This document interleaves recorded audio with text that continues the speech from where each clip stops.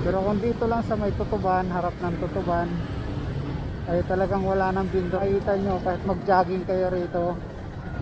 So yun nga, kagaya ng sinasabi ko sa inyo na simula 5:30 naglalatag dito sa lugar na to, ay talagang masigaw yan, di ba?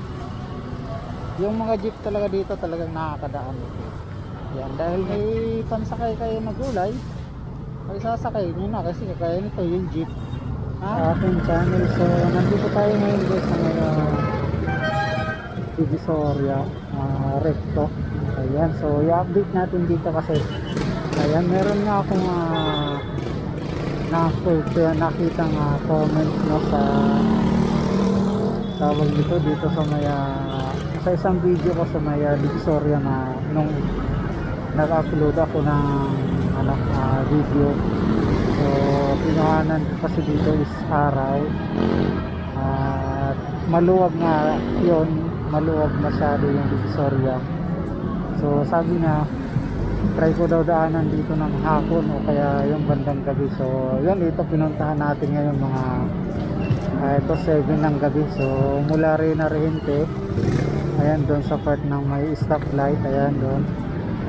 So makikita naman natin maluwag. At ayan dito naman sa side na to, ayan makikita nyo sa kabila yung galing ng Asuncion, ayan makita nyo maluwag. So tuloy-tuloy naman yung magandang kaluwagan dito sa may Divisoria at wala nang vendor, no?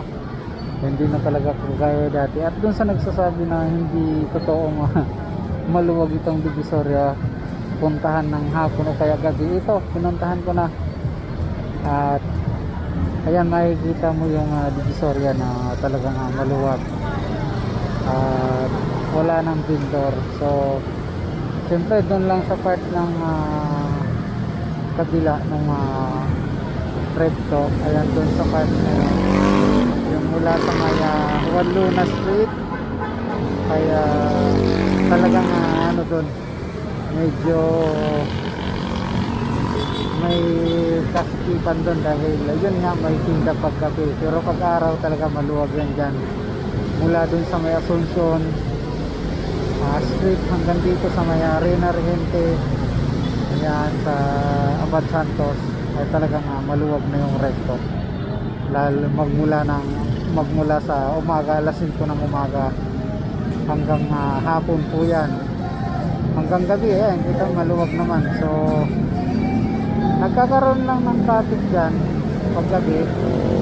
Tara, so pupuntahan natin para makwento ko sa inyo kung bakit nagkakaroon ng traffic dito sa part ng mula Juan Luna hanggang dun sa may Asuncion. So puntahan natin. Pero kung dito lang sa may Tutuban, harap ng Tutuban, ay talagang wala nang vendor dito. Ay makikita nyo naman mga sidecar na lang, no, na nandito nag-aabang ng pasahero. Ayan, so ayan yung Tutuban. So ayun makikita nyo naman napakaluwag. So masarap nang mamili rito, hindi kagaya dati na mahihirapan kayong mamili, mahirapan kayong maglakad dito sa Recto. So ngayon po, ayan po makikita nyo kahit mag-jogging kayo rito. So yun nga, kagaya ng sinasabi ko sa inyo, pagdating dito sa may part ng Juan Luna Street, Juan Luna Tondo at Juan Luna Binondo, ay talagang medyo magkakaroon ng konting traffic dahil nga po sa mga gulay at saka yung mga sumasakay. Ayan nakikita nyo dito, yan dito sa part na to nagkakaroon to dito ng pag-iipon-ipon. Pero ayan makikita nyo naman may mga pulis na nakaabang. Ayan may police station dito, ayan. So sa pamumuno ni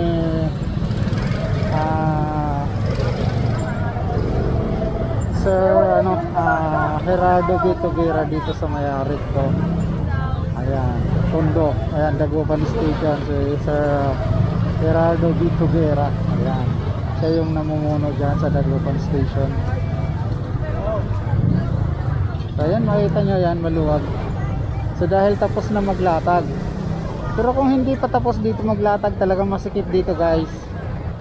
Ayan, simula 5:30 naglalatag dito sa lugar na to, ay talagang masikip. Pero ayan, tingnan nyo naman, di ba, napakaganda, organisado yung pagtitinda nila.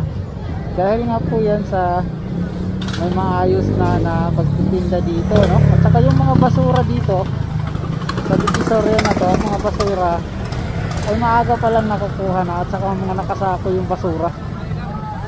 So ayan, di ba? Yung mga jeep talaga dito talagang nakakadaan. Yan, dahil may maayos na pagtitinda na nga po. Yan. So yung makikita nyo na lang dyan, yung mga nagkakariton, yung mga kargador, hindi na rin mahirapan yung may mga kariton. Hindi na rin sila mahirapan maghatid-hatid kabilang side, pabalik dito sa kabilang side, dahil nga po yan sa